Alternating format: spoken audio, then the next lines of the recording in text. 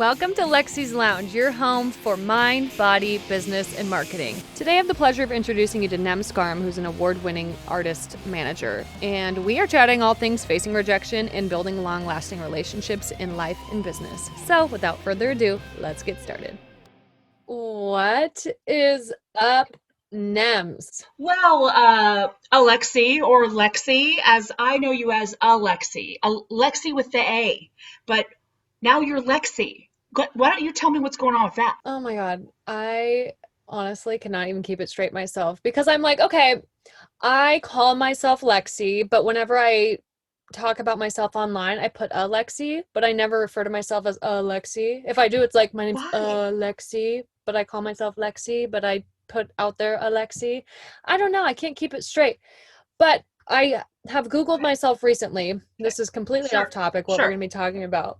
But I found myself in features under Hmm. Alexi. But then when I type in Lexi, there's so many more people. So I'm like, you know what? If I'm going to keep it me and real and whatever, I'm going to be Thank you. Alexi online. But I'll say, hello, I'm Lexi. It's informal. So Right, call me Lexi. right. When I first met you, Alexi, that's how I remembered you, though, because, you meet a lot of people in this business, in the events world, and you got to have you have to be memorable, and that is so huge. And having not only your niche, but you have to be memorable. Like my real name is Anemone Blue Teal before I got married. So yeah, that's my full name. Now, anemone is okay. I get it. People go, "What? It's memorable," but then they can't remember what it is, and they can't say it. Nobody can say it. Kids do a way better job than adults. But I went to right when I moved to Washington in like '92. I went to Nems, and that was something my grandma called me because she couldn't say it either, and so she asked my mom, "Can we call her Ann?" And my mom said, no, her name's not Anne. It's Anemone. And she said, well, I'm calling her Nems. And so Nems it was. And it's just a family name that I've always had. She even called me Nemos, not Nemo, but Nemos. And it's funny that Nemo came out later and, like, lives in a sea anemone. And so it was a little foreshadowing there. But like I said, with your name, Alexi is memorable. Nobody has Alexi. They have Alexis, they have Alexa. Oh, my Alexa's going to go off. But Alexi, there's a lot of people that are Lexi. So let them call you Lexi, but Alexi is what I remember you by. Well, there's an intro for the both of us. So Nems, thank you so much for coming on Lexi's Lounge. I'm bringing something to the table here. This is Ryan Reynolds gin, and I have never drank gin before and liked it. Not even sure if I like this, but I do love me some Ryan Reynolds, so I'm going to drink his gin. You know what I'm saying? He's amazing because why? Because humor is attractive. Even though he's attractive, humor is attractive. Absolutely. I have some. Infusions. Ooh, watermelon and mint. Okay, that makes the best salad, by the way. That looks amazing, actually. Here on Lexi's Lounge, we got a I know. You have to have a drink. So you have a shot, I have a shot, but it's in a pretty glass. You know what I'm saying? cheers. Yours is pretty too. Cheers. Cheers. Oh, yes. Oh, That tastes like Van Wilder. Oh, I don't even know what that is. what? Yeah, what is Watch that? that movie. You better watch that movie, Van Wilder. Like right when we get off this podcast, you better go watch Van Wilder, okay? Okay. Ryan Reynolds. Anyway, Okay, will do. okay, enough about Ryan Reynolds. Let's So, talk about Nems, you. we're talking about you because you are one of the first people that I ever met when I was working at the hotel in the events industry. I was a corporate sales manager. And one of my favorite things to do was go out to these events. And in the events world, if people aren't in that realm, what it literally is you go to events and network. Your company pays you to go network with people, meet new people, create relationships, develop deep, deep relationships, actually, and then eventually start selling from them. You create a network of people. So Nems is one of the first people I met when I was out in this world. And I'm an ambivert, I would say. I like to be to myself. I'm introverted, but I'm also Repeat that word. ambivert. Is that a word? Yes, it is. And it's Okay. me. So is it the introverts that pretend to be the extroverts? Is that Exactly. You're extroverted and then you have to come home and recharge with sitting with yourself. absolutely? Okay, I totally get that. I married that, but I'm not that. I don't even. So that's why I clung to you because I'm like, okay, you're the person I need to guide me and Sherpa me around and introduce me to people. You're such a connector. And when we started getting to know each other more, I was like, holy smokes, this woman is amazing. You're like my mentor, my friend, my mom, my bestie, all wrapped in a package. And I just think the world needs to get to know more of NEMS. And one of the things you really said to me that stuck with me when I was first starting my entrepreneurial journey, not only were you supportive, more supportive of me than anybody I know, and you really filled me with life, but you said it's not about knowing and liking and trusting people. It's about knowing, loving, and trusting people, or people knowing, loving, and trusting you. And that really stuck with me. So can you go a little deeper into that?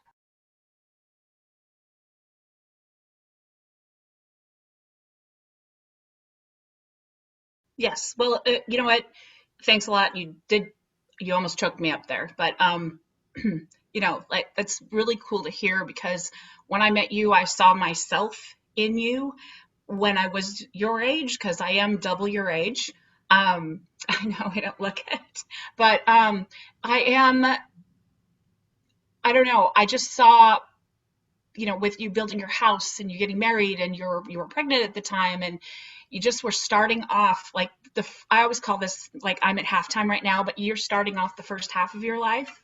And it just, it was very reminiscent about myself. And so when you connect on a spiritual level like that with someone and you can see the light in them, and 'cause some people have a light and some people don't. Um, so I love human beings. I really do. I love them all. I don't like them all, um, but I love them all because they're humans and they are who they are. But when I met you, I just knew that it would be a lifelong thing. It's just a feeling. And that's why you have to go to these networking events that you're paid to go um, to create these relationships that will last. And here we are, how many years later on your podcast? And oh my word, what you've done in that time, in the time of building your brand, building your business, and then helping other people. Oh, I just love watching you. So back to the know, like, trust. That is a big saying: know, like, trust. Know, like, trust. People do business with people who they know, like, and trust. Yeah, I was sitting there going, well, there's a lot of people I like. I like a lot of certain vendors that are the same. But the one vendor that I will use is the one that I love. I don't know why I love them. Maybe they do a lot for me. Maybe we just connect on a different level, but I love them, so I'm going to use them. And I guess that's my philosophy, and it's worked for me. So here I am at halftime talking to you on your podcast. Yes. Well, it's true because on social media and just with networking in general, there's so many fish in the sea. There's so many people who teach marketing. There's so many people who, open a business and have a product. There's so many people who sell iPhone cases. But what's really going to differentiate you from them is that Yeah. human connection point that I know Mm-hmm. them. I love them and I trust them. You know how people say, it's all who you know. Business is all in who you know. That's not it. It's who knows you. Because I know Oprah. She doesn't know me. The point is moot. Like, it's flat. Like, there's nothing to go from here. Now, if she knew me and she endorsed me or she wanted me, whatever, she spoke highly, then it might make a difference. It's the impact you make on people. And, when I talk about you, Alexi, I talk about, just leaps and bounds of oodles and oogles of, I know that's good words. Just I really do like spew amazing things about you when you're not around and when you don't hear them. And that's what we want. We want people to know us, but you don't go up and start talking about yourself, and you don't keep going on and on about what you do and who you are and da da da da da. You go to these events and you ask people deeply who they are in a way.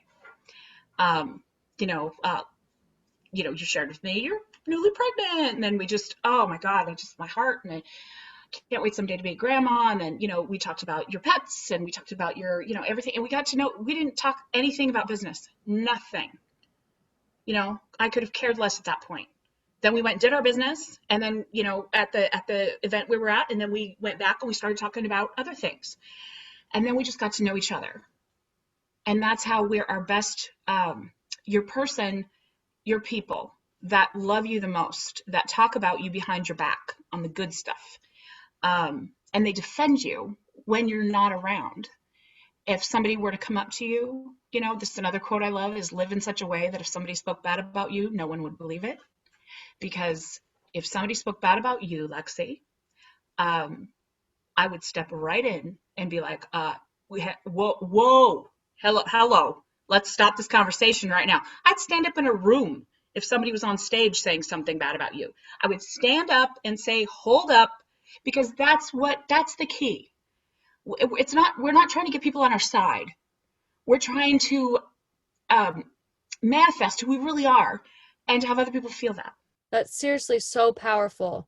And I think that know, love, and trust factor that we started with, like, our relationship is the perfect example of how that actually works and how it's real, because you and I are both not technically in the events industry any longer. I mean, like, you are, but no, I think we'll always be, but we're not. That's true. Yeah. True. But True. we're both in different roles than we were when we first started. Ooh, I took my whole one. She just took a shot if you're listening on podcast. I'm actually sipping my martini glass, and so I kind of tried to take a shot, but I realized I poured like 3 shots in a glass, so I can't do that. Oh. Or I'll be puking on the podcast. So if you hear any hurls or Buicks, that's me. That's so funny. But yeah, it just shows that you and I are in completely different industries than we were when we met now, but our relationship carried. And I refer people to you and you refer people to me. And now we have this network of people that we refer to each other because of that relationship you and I built. Because we built a relationship not on, oh my gosh, you have the nicest tablecloths, but oh my gosh, I remember when I was that age. Oh, I remember when I had my first son, or I love doing this too. We built a personal connection. And for anybody who's out there and wants to start a business or is in a business and is kind of in the thick of it, and you're like, how the heck do I move walls? How do I move these barriers? How do I break these glass ceilings? It is all about your relationships with people, not how many relationships you have, but the depth of your relationships with people. And that's what I like about this conversation right now, is because you'll go on, other podcasts and other, I don't know, TED Talks, and you'll hear about relationship. It almost gets to be like, it's too much of a cliche, It's not about business, it's about relationship. We know that, it's duh. But what about the depth? Like, what about not just making a relationship so you can get the business, because you know what you're doing when you go into a room and you're like, dang, I really want them to use me in my product. So I'm going to fake it. I'm going to ask about their dog and their kids. And people can see right through you. But if you're genuine and really love people, you will succeed, and especially sales, especially we're in a business, events, whatever that encompasses, where it really is about people. And especially now and what's going on right now in the world, it's like we need to be a little more understanding. We need to understand people. Yes. And when I first I wrote a book a long time ago about like generational marketing, because marketing is my jam. I've always loved it. I love not having to pay an advertising dollar for anything, and just marketing the what out of it. I wrote about the four generations working together. And that was back in 2009. And now there's like six or seven, I think six, but working together right now and living together. And if we could just take a moment to understand each generation and how they think, it's not their personality, it's the era they grew up in. And if we could just take a moment to understand that, boy, we would like all play in the same sandbox. We would totally get along. You know, if somebody needs you to reply via Zoom or via whatever texting, just try to do it, understand, and instead of forcing the issue that I have to email or I have to call you. Try to put yourself in somebody else's shoes. And that's what these generations are all about. Yes, I completely agree. And if any of you have followed me on social media for any amount of time, you know that one of my biggest goals in life is to get people to seek to understand, not necessarily agree. Because here's a very extreme example. I can understand why somebody is abusive Hmm. to somebody. I can Right, understand it. I right, don't agree with it, right.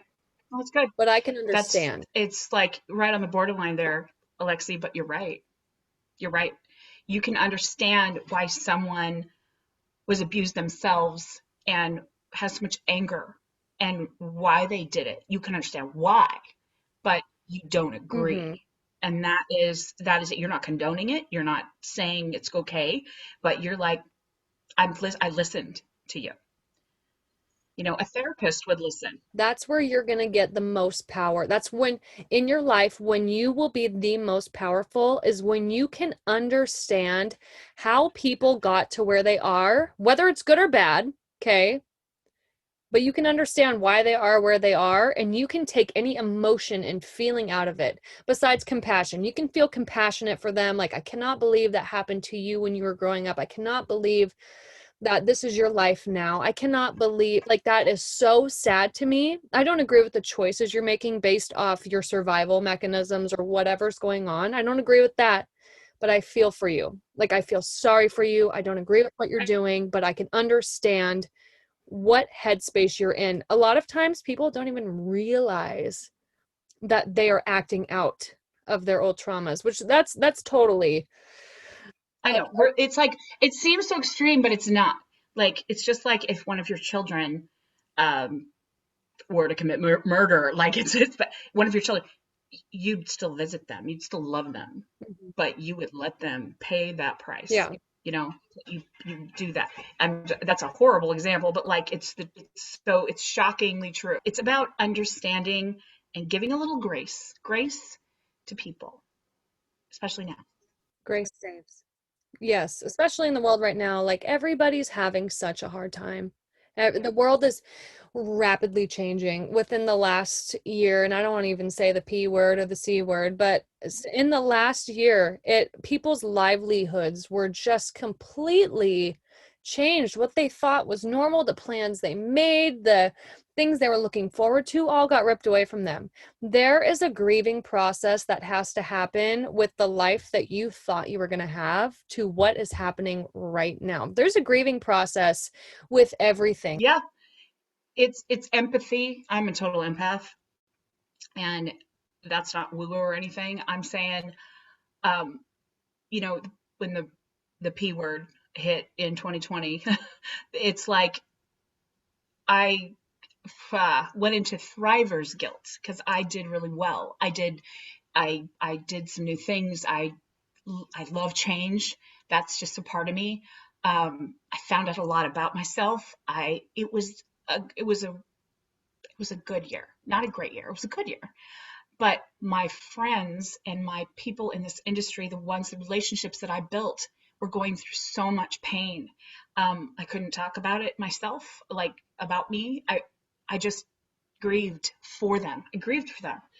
And that's, I think, what we need to do is even if you are okay, it's not about going around bragging and whatever, because your friends do want to clap for you. But it's about just being empathetic with, being, not, I didn't say pathetic, I said empathetic, but being pathetic with people, because I'm always pathetic with people. So, but being empathetic, it goes so very far right now. So, and somebody just literally ran, hurled, and stuck on my thigh and climbed up my leg. So this is little Crouton, and if you're listening right now, this is my little 8-week-old um, cream tabby, and he, he just loves me, Oh, so he just went and he just claws his way up your leg or up your back, and he just doesn't care. So here he is, and he's very cute. Okay, so there. he's adorable. Oh, I'm gonna take him home. I'm gonna reach through the screen right now. Oh, so cute. I think this whole conversation we're having about, the human side of people. Hmm. I think this conversation is something that needs to be had because it is applicable to your interpersonal relationships, your Hmm. business, your sales, your family relationships, how you see the world, how you interact with people who think differently than you. I think this conversation is so needed and so important just to seek to understand people, what they're going through. A Yep. lot of times, you know, I'm a firm believer that we are all on our own paths in life.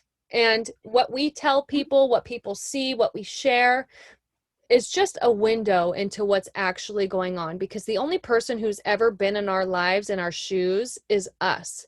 The only people who know Mhm. exactly what's happening is us from birth, every step of the way until where we are right now. And other people on the outside can make their judgments of, oh, well, you should have done it this way, you should do this or that or the other thing, or you shouldn't have done that. But at the end of the day, they don't know everything about you. They don't know everything about life. They don't know everything about our relationships, or, they don't have context of everything. Our lives and how we see the world is filtered through the lens of what we've been through, how we were raised, experiences we had, our Hmm. traumas that we faced. Literally, there's so many compounding factors that for somebody to be on the outside and say, well, you should have done this, it's not your place ever. But how do we? This is talking from, you know, again, you being half my age, your perspective, which you're very mature for it, but like my age, it still affects me. Is when um, the judgment out there is, we all say we don't care what people think, but we know that we do. I don't know why. It's just kind of DNA. It's just kind of in us. And people that say, "Oh, I don't give a rip. I don't care." We don't know them in their dark times and when they close their eyes at night and what they're thinking, and they're thinking, why do people think this way? There's a variety of reasons, but I guess as you get older, it tones down, but it doesn't ever go away. And what I got a lot of, especially in this time, is even before this time, is she does a lot of stuff. Like she's like tried and failed a lot of stuff. She's done some stuff and then she's done some other stuff. So we just don't really know what stuff she's doing. And that's kind of stuck with me. I mean, I've heard it through the grapevine. I've heard it through, people talking, and it to me it hurts a little bit because it looks like I'm wishy-washy. Um, but what I'm not afraid to do is try everything. And if something is new and boy, I could do this, I'm gonna try it. And if it doesn't work and it fails miserably, okay, crap. And then I try something else again, or I take a break and then I do some stuff and figure out what I want to do. But it appears to the outside as very wishy washy. And I'm here to say that it's hard for me, but forget that. Yeah, I would say another F word, but I'm not. I'm going to say forget that. Um, it is, it is, it is your life, your path, like you were saying. And who cares if I want to become a photographer tomorrow, or if I want to open a vet clinic and learn how to, I don't know, neuter cats. I don't know. Uh, Maybe I want to. Maybe I want to create a new gin to compete with this beautiful man. I don't know. Who cares? Why do you care what I'm doing? Why? Is there something in you? That's your thing. That's not mine. And I have to get over that because that really does get my soul at night. Yeah, there's what I've learned through what I've healed from Hmm. is a lot of the things that people say about you is a projection of what's going on within them. So the fact Hmm. that you're out here trying all these new things, I'm willing to bet that these people who have something to say about what you're doing are too afraid to try it themselves. So instead of being like, oh, yeah, whatever, she can do whatever she wants, they're like, oh, she's wishy washy. She's this, she's that, and the other thing, because putting you down makes them feel better because they know they're not going to do it themselves. They know that they don't have it in them. Right. Or as an empath, as an empathic person, I also look at maybe they can't. Like maybe they don't have a situation where they can try something new because they got to work 9 to 5, make the money. They're the breadwinner, they're the whatever. Maybe they don't have the situation that they can just try becoming a photographer. And so that, I guess that makes it not, it makes it less bitchy, instead of you're just jealous or you just sit on your butt or whatever. It's both. It's both. But the heart in me, and I know in you, would say, I'm very fortunate to be able to try all these things. Very fortunate. Yeah. I never take it for granted. It does take resources, but it also takes determination and personal accountability. And it takes a lot of mindset shifts in order to be focused enough and disciplined enough to be able to do it and tell yourself you can do it. And deep down inside, know that you can do it. Because there's a lot of inner voices that can go on, whether it be like somebody who said something or something through the grapevine, or just like those limiting beliefs that start festering up when you're trying something new that can prevent us from even trying. But who says you can't try? Who says you can't have the means? And I know how you feel because actually, something that stuck with me a long time ago was I was a horrible corporate employee. Like I'm such a bad employee. I'm a way better business owner. And Same. I would get so many jobs. Like I'd be at a job for a year and I'm like, this sucks. I'm like, I don't like this, But in Yes. Yes. reality, I'm 25 right now and I was trying out and seeing what I really wanted to do.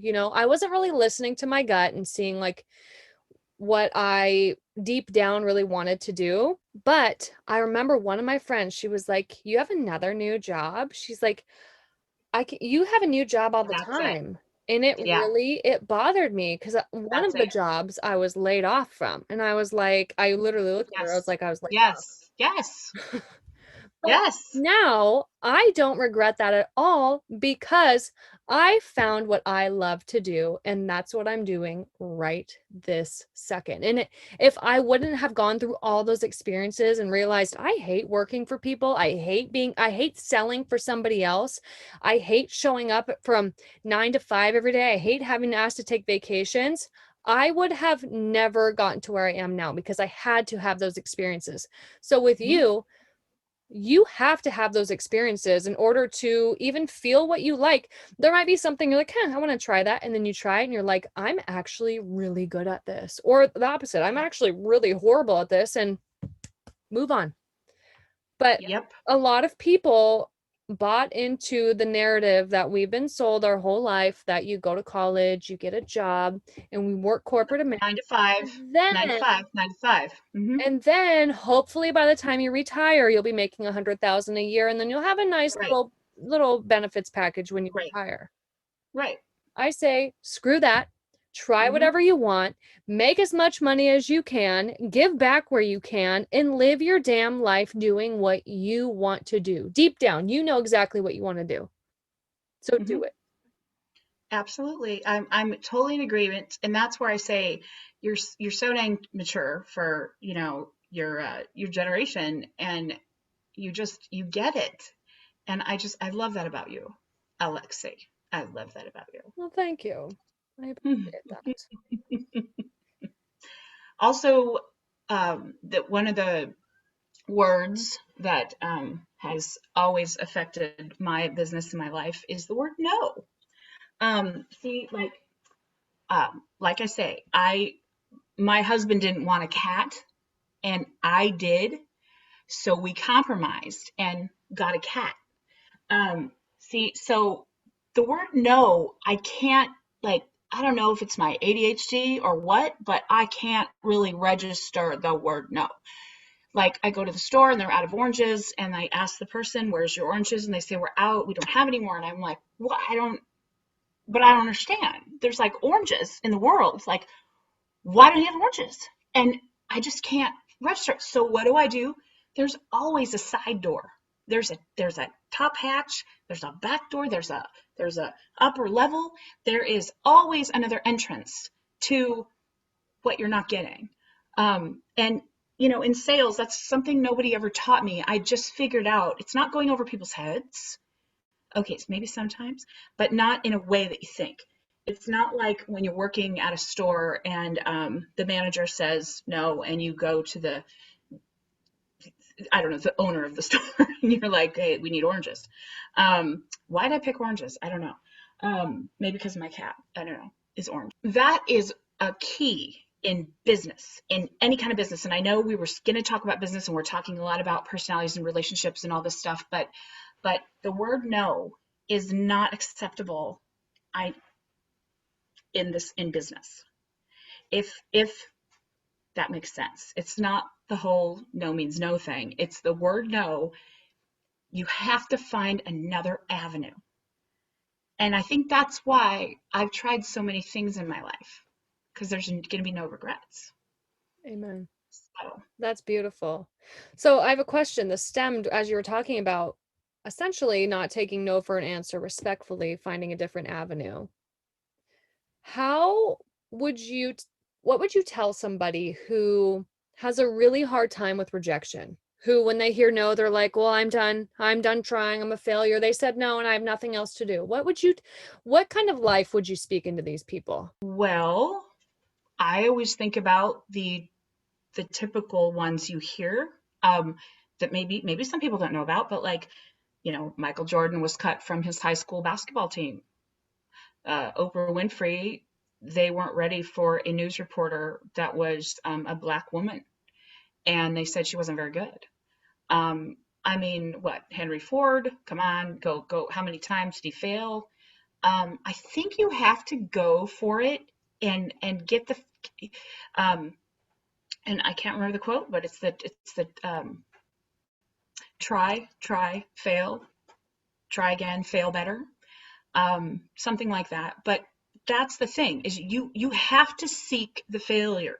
You have to seek the rejection. You have to, because if you're a child and you're never told you can't have that ice cream or whatever, that child would be 500 pounds. Like, if you just let the world go to, hell in a handbasket without, you know, there being any order, you have to seek rejection. Like, seek it. Like, go to the person. I always say you're only one client away from a millionaire. You're being a millionaire. You're only one client. That's all you need is one client. I'm case proof.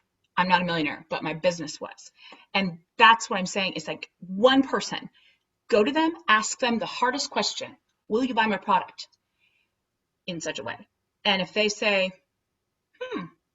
maybe. Holy moly, what have you just done to yourself? You have regenerated, renewed everything. If you already know they're going to say no, that word, but they reject you, okay, you knew it. So go find the hardest person out there that you think would never buy from you, or whatever it is you do, and ask why. It doesn't hurt to ask. Alexi, if your husband never asked you to marry him, I don't know, you might have asked him, you might not have, but he asked. You could have said no, Mm-hmm. but he went for it. I mean, great things happen when you're afraid. Yes, that right there. Great things happen when you're afraid. And I would venture to say that failure has such a stigma around it. But if you take every failure and turn it into a lesson, you learn from every failure you have, you'll be the best version of yourself. But if you sit in that failure and you're like, you internalize it and make it about who you are as a person, that's when it gets sticky and bad. If you take any lesson, and even the smallest little lesson, like, well, I won't call on a Tuesday at 9 a.m. again to this person, you're going to be in such a better place in your life, in your headspace, in your mindset, in your emotions than people who they just let it eat them alive. Do not let rejection, failure, whatever you want to call it, turn into something that defines you. And let's say, okay, let's talk about the recovery part of it. So, great things happen when you're afraid. You're afraid. You ask for it. You get rejected. Then, well, maybe you ask for it again. It's another way, another door, another avenue. You get rejected, and then you get that note or that letter or that phrase that stabs you. Like, listen, you annoying little whatever, stay out and get out and what. Okay, let's talk about the recovery process of that. Here's what you do. You write back or you call and you say, I apologize for not, I'm sorry. Not, you're not sorry. You are not sorry. You are apologizing for maybe not doing what they expected, but you're that much more motivated to go get it, to go get them. And so keep going. And I apologize for that. I I got you. I hear you. And I just hope that you have an amazing day. And, I hope your business rockets. And I'm always here if you need me. Always leave them with a way to come back to you because they do. They remember you and they go, God, she never gave up. And then you have their business sometime down the road. These burnt bridges are not worth the flipping matches. These burnt bridges, oh my God, have you ever had them come back 10, 12 years later? I have. And the other people didn't get another chance, but I did because I just said, I apologize. Have a great day. And I really do wish you the best. And then let it go.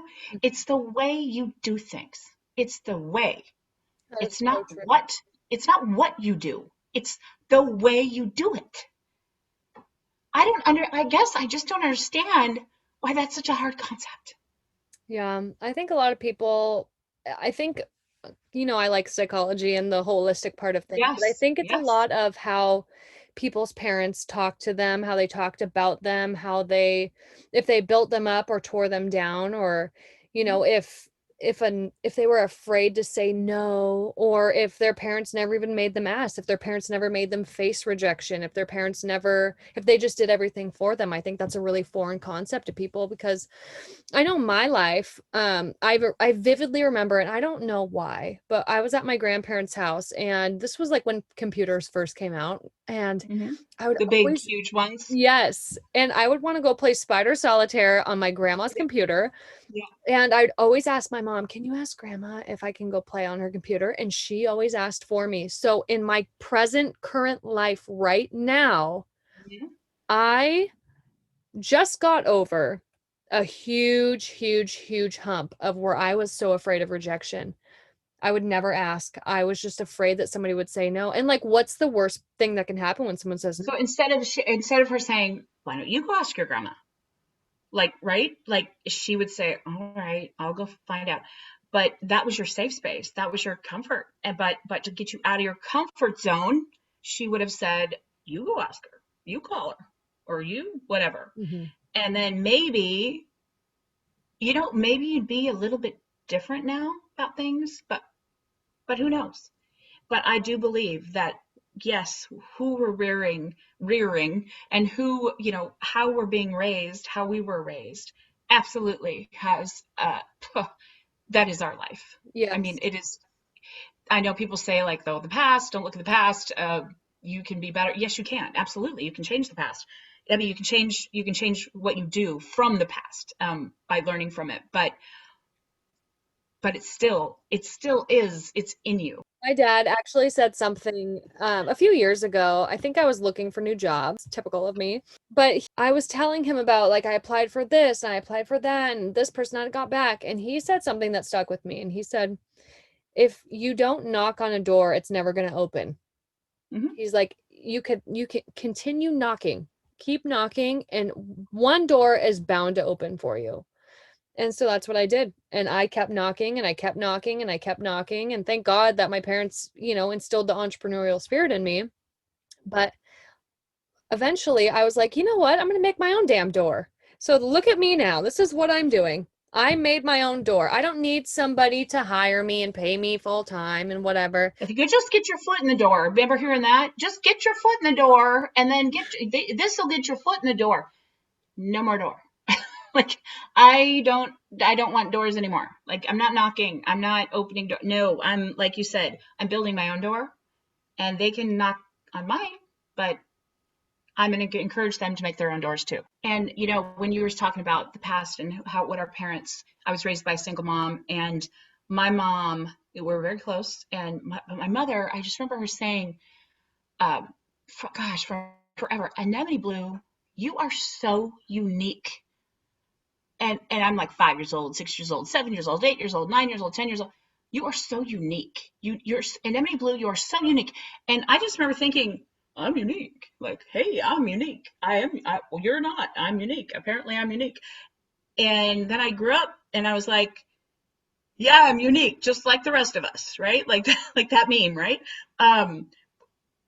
But she built that into my brain, like that I am.